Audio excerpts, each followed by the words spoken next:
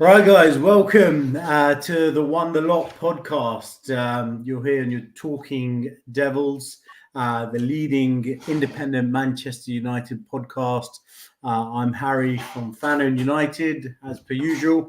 And today we've got a special guest with us, Stephen and Peter. They're not in town, not available, but I've managed to rope in a really good friend of mine who supports Arsenal, and I thought it'd be great to get him on to get a view from the other side. We've never done this before, never had an opposing fan on the pod, but I thought it'd be really interesting to see, obviously, what his view was on the game yesterday.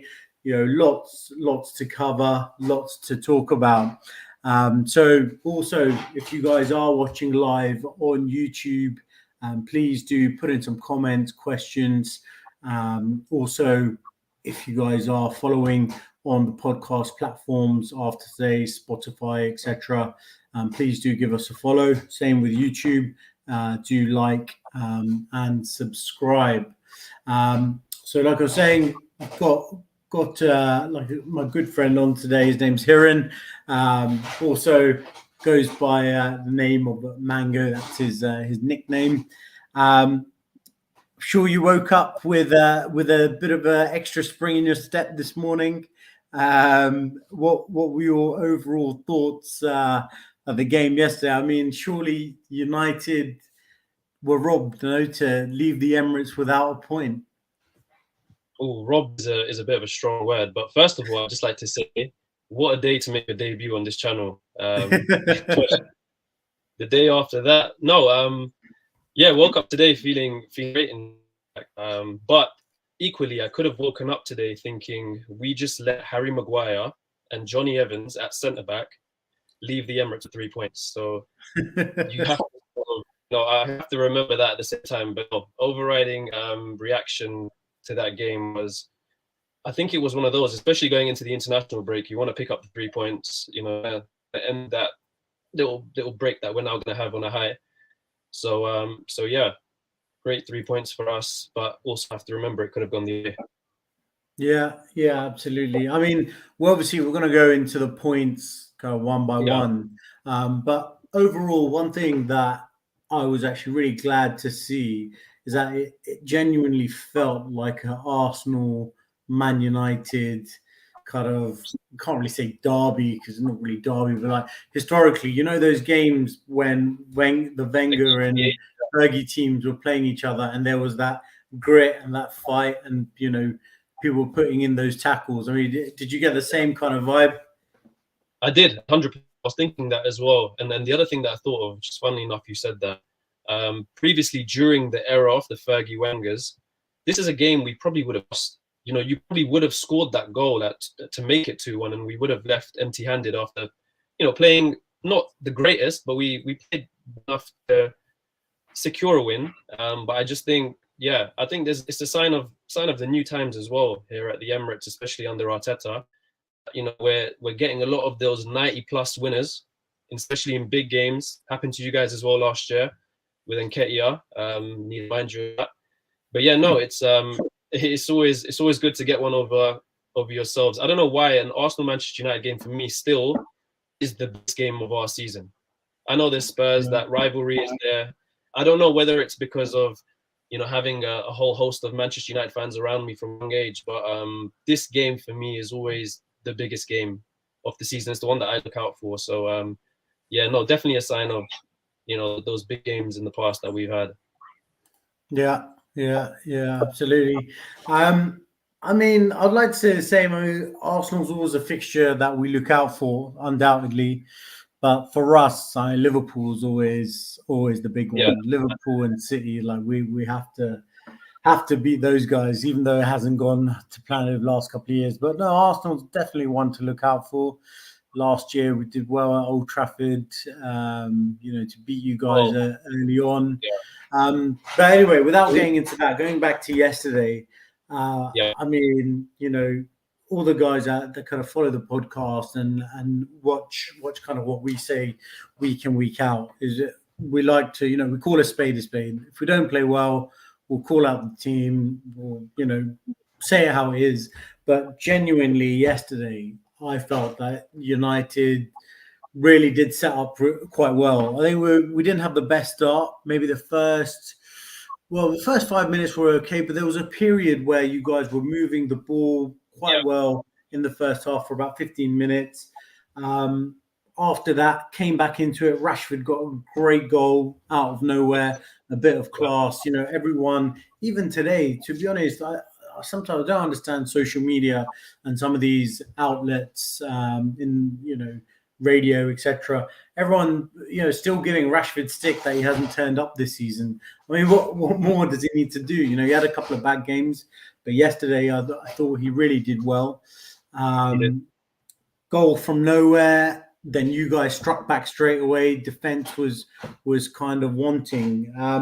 But I mean, your analysis of that first kind of 30 minutes and Rashford's goal.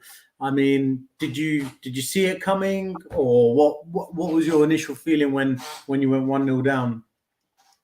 Well, before we went 1-0 down, I think it was an interesting game. I think the setup from yourselves was, look, I think Onana set the tone. Weirdly enough, the goalkeeper set the tone for the way you guys were playing football, and it was one of those where sort of invited the pressure from Arsenal and said, "Do you really want to come out and go full guns blazing? Do you want to come and put the pressure on us?" And I think Arteta thought to himself, if I go all out, there could be spaces left in behind somewhere. Because I know Onana kept trying to play that pass to Rashford. You kept the ball. I know you weren't going anywhere, and I don't know if you remember, Gary Neville said this in commentary. He said, United are trying to fool everyone thinking into playing their good football and they're a ball possession team, but they don't really know what they do with the ball.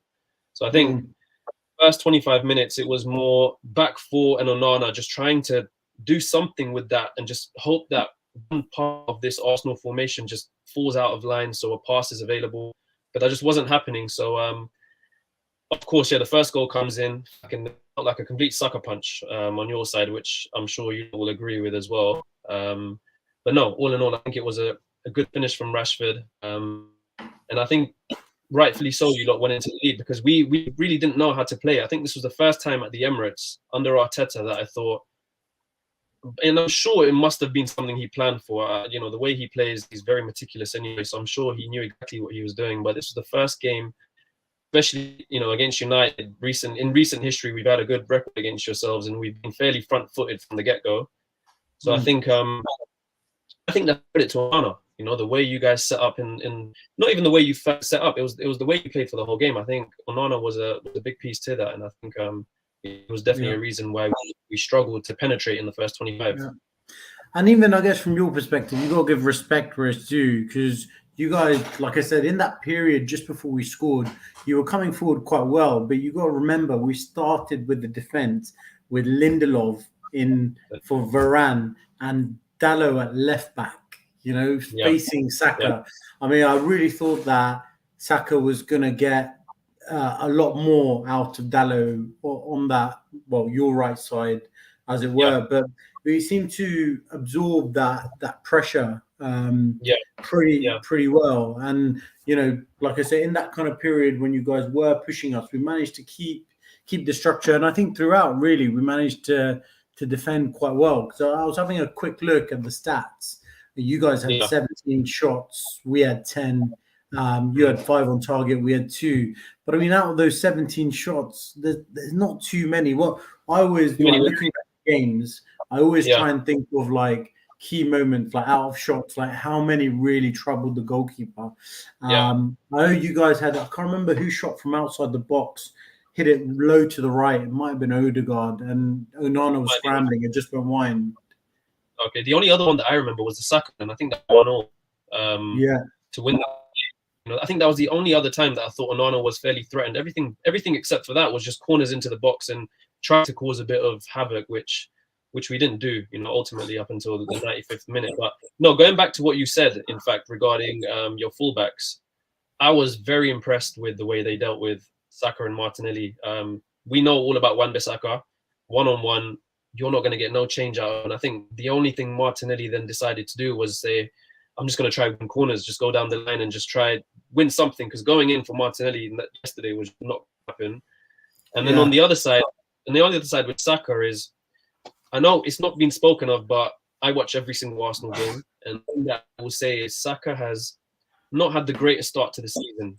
I don't know whether it's a lack of confidence or something, but he hasn't been at top form, and especially with Dalot right-footed on the left-hand side, Saka loves to cut in. I think that was a match made in heaven for Dalot, and I think he dealt with it, as you said, pretty well, barring a few odd times, which Saka's always going to get. But I think Dalot and Wan-Bissaka as well, defensively were great. And one thing that really, well, first thing I want to say, you said one thing Martinelli tried to do is go to the corner. Second thing he tried to do was dive and get a penalty. No, Martinelli, have it. You're about the Have it situation.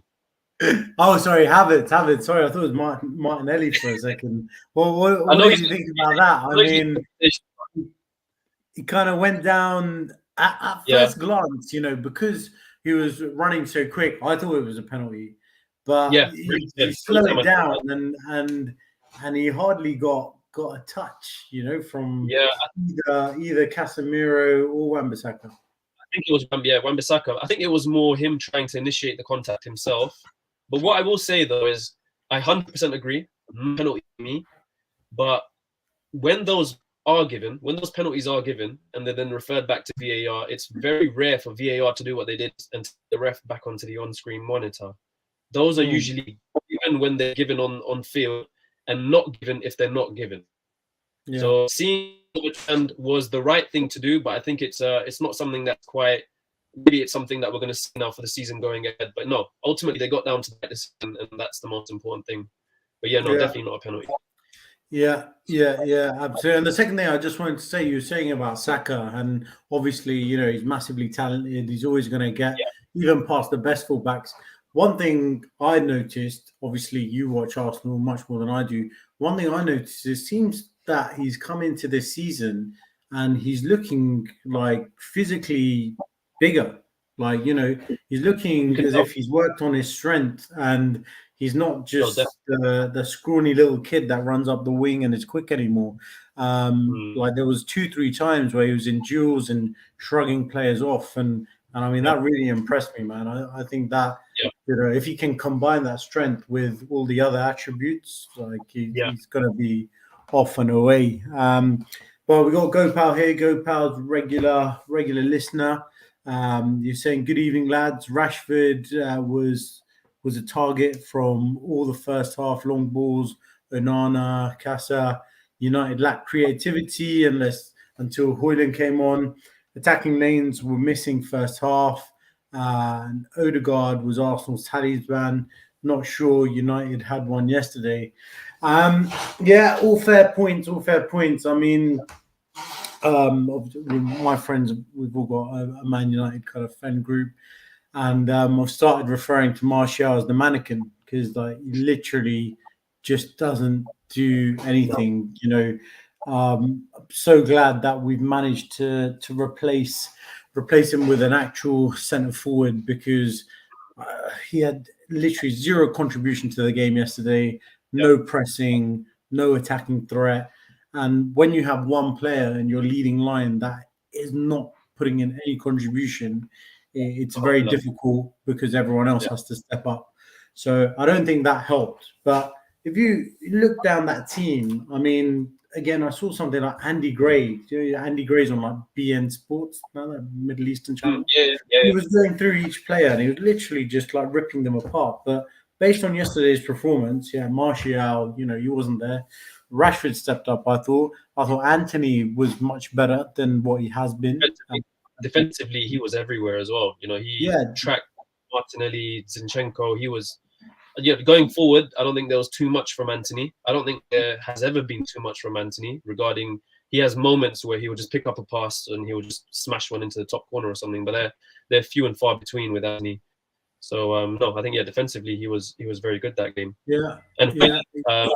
Going back to Højlund for a second as well, I thought, with the tag, no one knew too much about him. I think he's only had about a season at the top level, but Gabriel did not enjoy that last 20 minutes or however long he was on. Absolutely. He definitely did not, Absolutely. So that's credit. Absolutely, yeah. I want to talk about Højlund a little bit later and go into a little bit more detail about him. But yeah, just going through the rest of the players, people were really digging into Bruno yesterday. I think, you can't go to the places like Emirates and expect players to be creative going forward. He did a job, right? He needed to dig into the middle of the park, run around, track the balls down. I think that's what he did. I thought Ericsson was pretty good. Casemiro was good. Our backline held pretty well. Onana didn't make, couldn't really think of any mistakes. Unlucky for the goal. It was a deflection. He got a hand to it for Rice's goal at the end.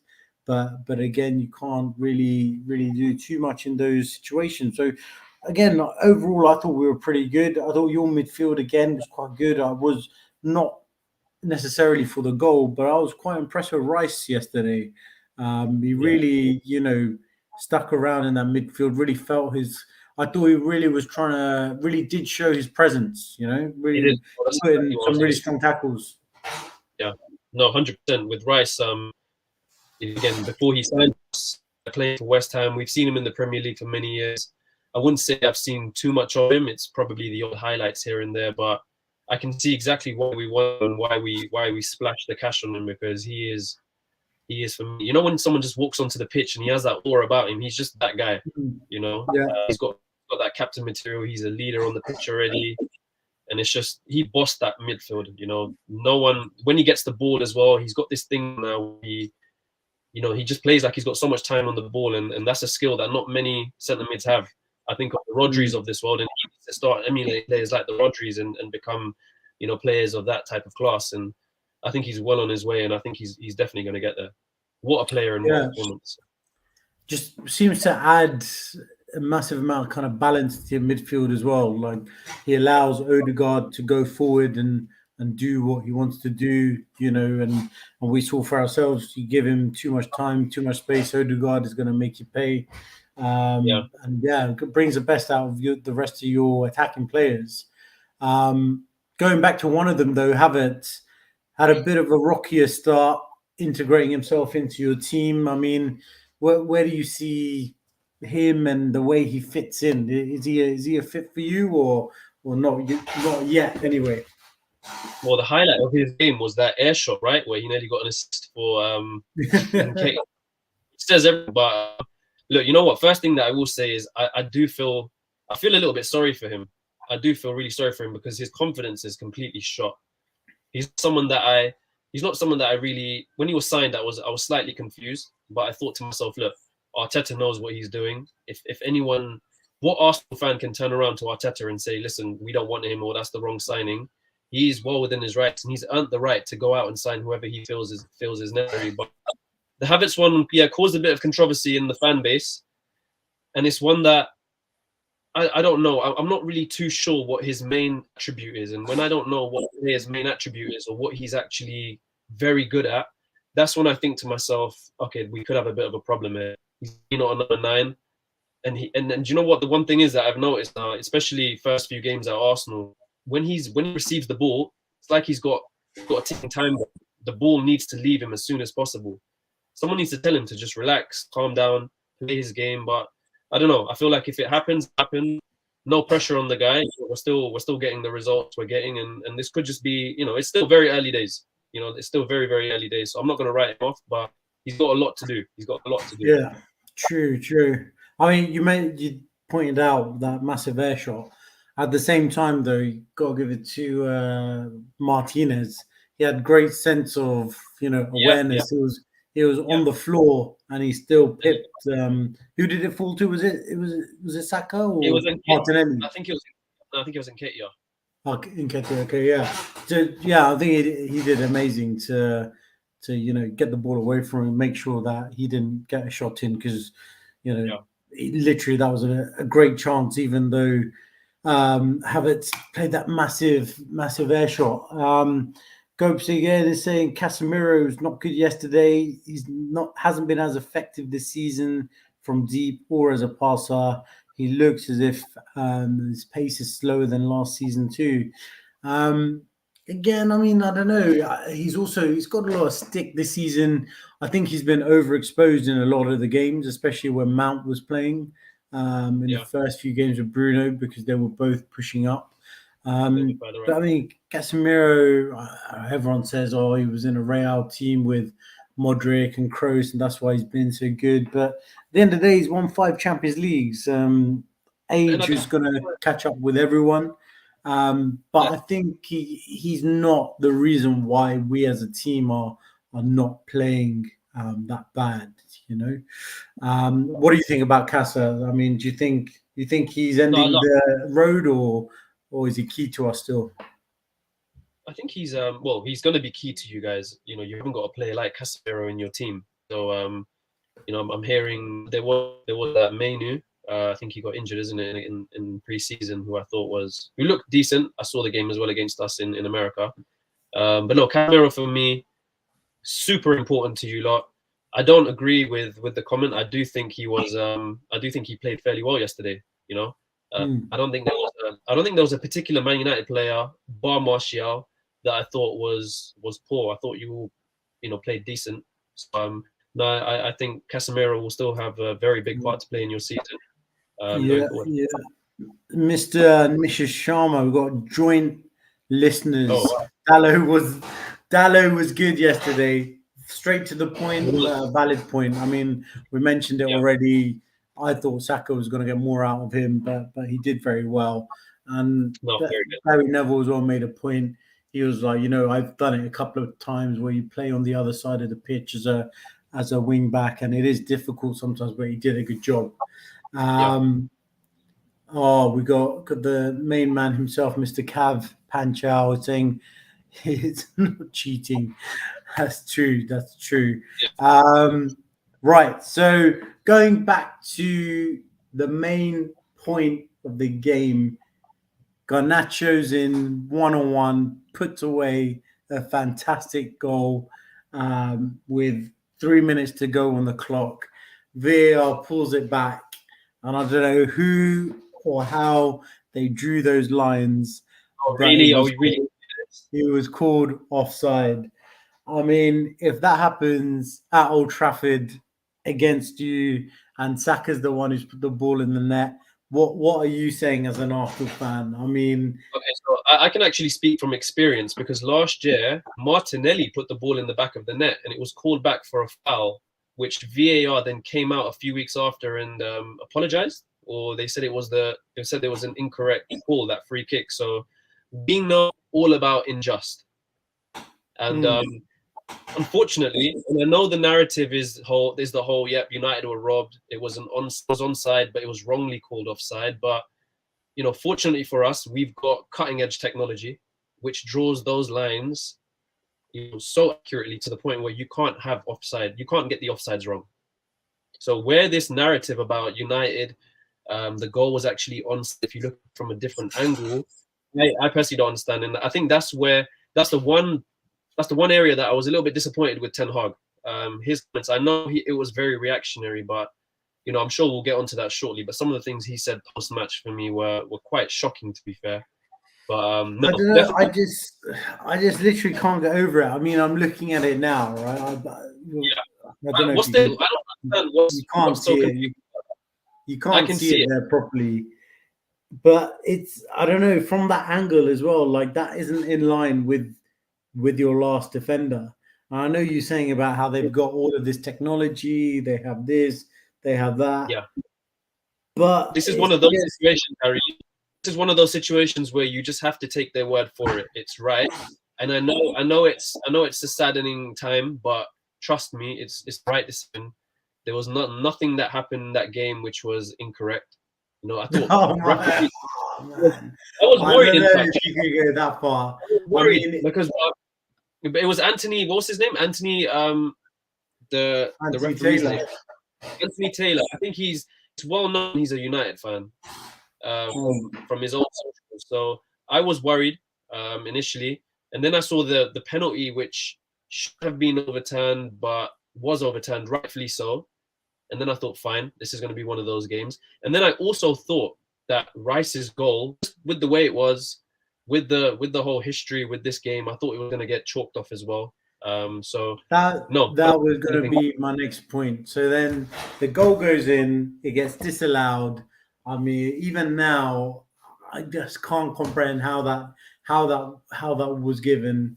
Because also as well, before we go to the Rice goal, I always Yeah. feel when margins are so tight like that, you have to favour the attacking player, man, because that's what No, football you. is about. It's about Yeah, scoring no, goals, you know. you're right. So No, when ultimately, margins are Harry. so tight, and his feet were onside, it was all scoring all the your parts of your body you could score a goal with were onside.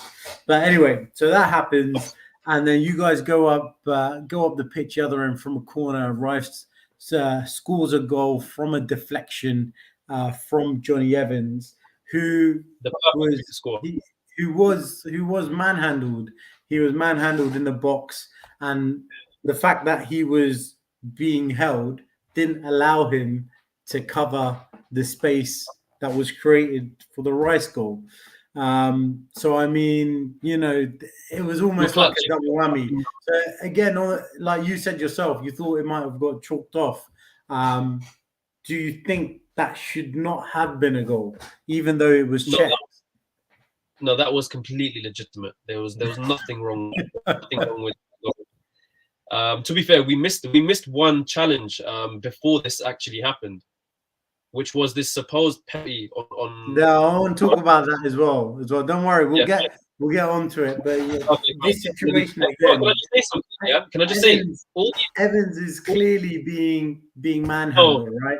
He's not being able he to is cover the space of Rice. I mean, that again, surely it was a tough one to take. it was a tough one to take for you lot, but I think it's one of those where you watch it, and if you're a football purist and you watch it and you take your Manchester United cap off just for a few minutes and really watch it, you will know what the answer is. There is definitely not a foul there. If that's a foul, then there's no point putting crosses into the box for corners because every single one's going to get chalked off. Every single one will be a foul. So Yeah. no, unfortunately, it's not a foul for me, and it's a foul in at any level. At any level, even if you play non-contact sport, like that's definitely not a foul. I think, like I said, it was tough to take just because it was like that double whammy. Literally, we Yeah, scored 2 minutes earlier, then this happened, and then the goal itself. Like, obviously, he was in acres of space. Johnny Evans didn't get to him, and then by the time he got to him, he ended up getting a deflection, and that was the reason why he scored. If he didn't get the deflection, Onana most probably would have saved it. And then Rice at the end of the game, everyone's praising him. Fair enough, like I said, for his contribution of the game, he did play very well. But now he's yeah. the best thing since sliced bread because he scored this amazing goal against us, which was a bit questionable. But yeah, going back to your point, you're saying there was a supposed penalty. Look, again, I like to think I'm pretty fair. That was more of a 50-50. I don't think, it was a out and out clear penalty. Again, I think Ten Hag was just a bit frustrated to bring it up. But Just a Hoyland, bit. I guess we can talk about Hoyland as well at the same time. Like I tweeted when he came on, I was like, thank God Man United finally have a true centre forward for the first time in a long time. This is bringing a tear to my eyes. Yeah. So anyway, Hoyland came on. He looked really strong, really quick. Gave Gabriel, I thought, a really tough time. He did not, like you said yourself, he did not enjoy the last Yeah, 15 to 20 minutes of that game. But that kind of penalty incident, again, I think Gabriel had his arm around Hoyland's waist and was kind of dragging him down. For me, it's more so of a 50-50, maybe clutching at straws, but there was definitely something there. And I guess what people see is if it was outside the box, it would have maybe been given as a free kick. So maybe. inside the box, why Yeah. isn't it a penalty? But I think that was a bit far fetched, if I'm honest. Yeah, well, I think it's interesting you say that that one was a 50-50 and the penalty you think the Rice goal should have been chalked off because I think there was more contact on the 50-50 penalty than on the Rice corner goal. So it's interesting how you thought one was 50-50, but just because the Rice one possibly led to a goal, you think it may have had that. No, but it did though, right? It led to a goal. Like as in going back to Yeah, that, if Evans was not held back, but was Rice he would not really? have had that space. And I think, yeah, possibly, but I don't think the contact there, even if there was contact with Evans, which, I think it was just both players grappling with each other. Oh man, if you don't Evans think there was was contact with Evans, you need to watch that again. He no, literally, but I as in, can't remember who it was, but he was holding Evans it was like Gabriel. It around was his Gabriel waist. again. Yeah, it was Gabriel again, but I think it was not contact that's sufficient enough. And honestly, if I saw it, look, we've won the game. If I saw it and thought, wow, okay, fine, this could be. I never did I think, even watching the replay, that it should be a penalty. It's that the only thought that I told you about previously that it would be given is pretty circumstantial because of the referee in play. But no, that, and even the Gabriel one, I think he had his arm around Højlund waist for a while, but I think he just had it for the right amount of time to the point where you're not going to get penalized. He's quite smart, Gabriel, when he does that anyway. And you need a smart centre back anyway at times like that. So, no complaints there. I don't think either team can complain about anything, especially that what we've spoken about today. Yeah. I think, like I said, with all of the events that happened in such a short period of time, we just felt the extra hard done by. Our goal was chalked off, yours stood, and there was that potential foul on him. And yeah, just overall, like I said, I think it was very difficult to leave the Emirates without a point yesterday. I think a draw was most probably the fair result based on performance. But like I said, sometimes you get them, sometimes you don't. So yeah, you obviously, you were talking about Ten Hag's comments after the game. Are you kind of disappointed? Again, usually it's not really like that. Usually, from what I've seen, it doesn't really come out with too many excuses. I think he was just frustrated.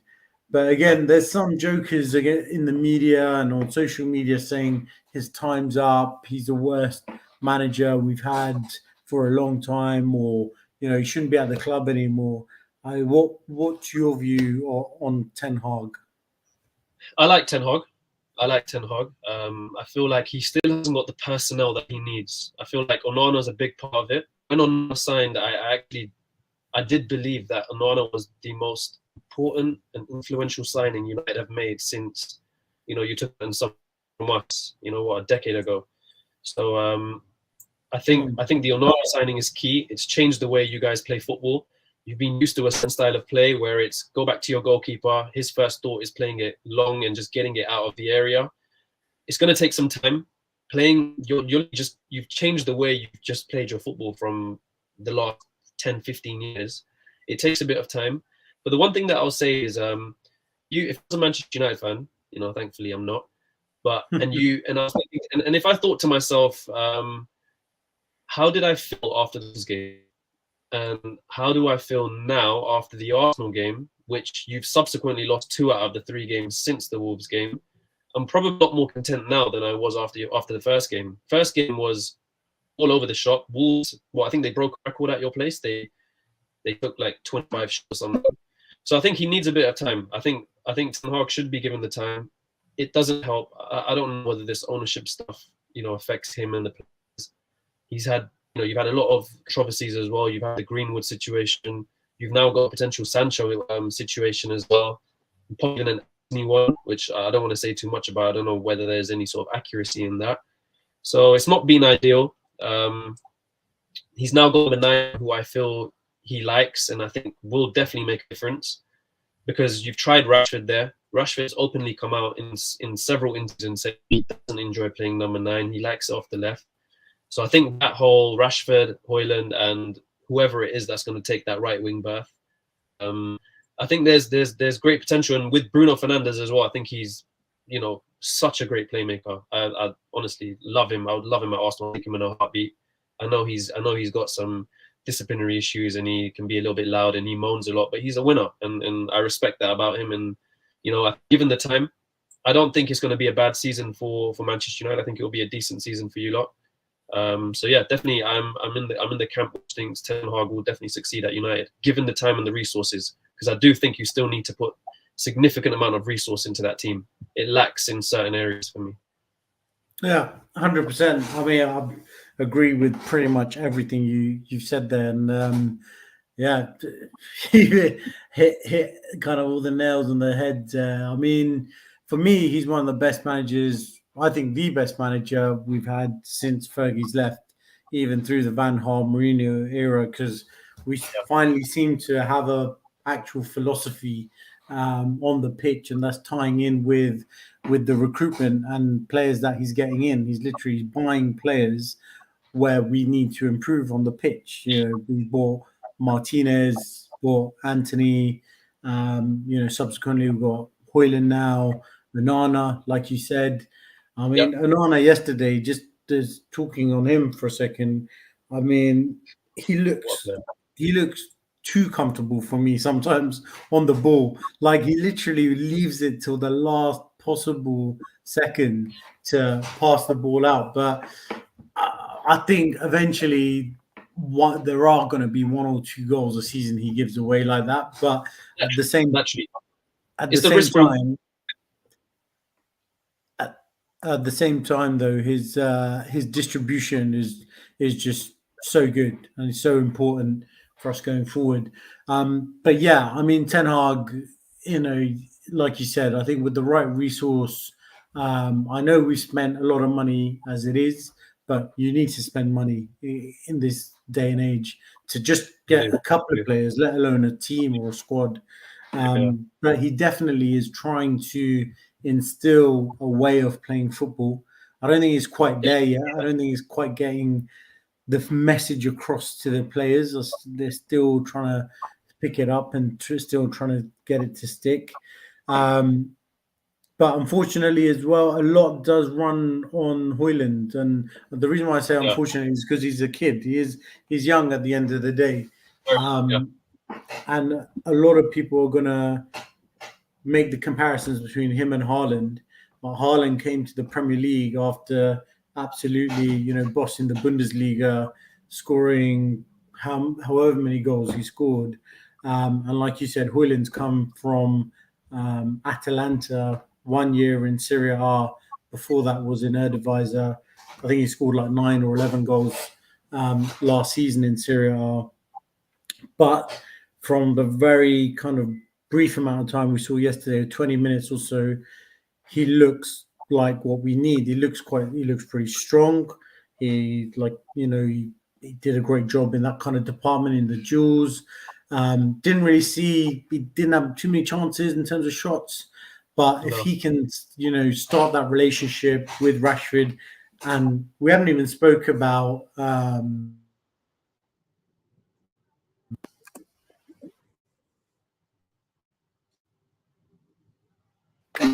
back and how he obviously is into the team. But if he can, start playing, and Ten Hag can turn around that midfield signings, I think we can really be a bit of a force this season. We just needed to click. I don't think we'll win the Premier League. I don't think we're at that level. Um, but no. we definitely should be aiming for the top four, and going beyond. Just like you guys, I guess. I think what's your kind of perspective of where you would be happy for Arsenal to finish up this season in terms of not only the league, Yeah, picking up a cup competition? yeah. It's tough. It's tough, especially on the league. We saw yesterday, and I think we're going to suffer as a result of our own success, which is where the expectations are at the moment to, ideally go one better. But I don't think any sane Arsenal fan will believe we can go one better just because we're up against a side who are, I don't even know how to describe them, the best Premier League side we've ever seen.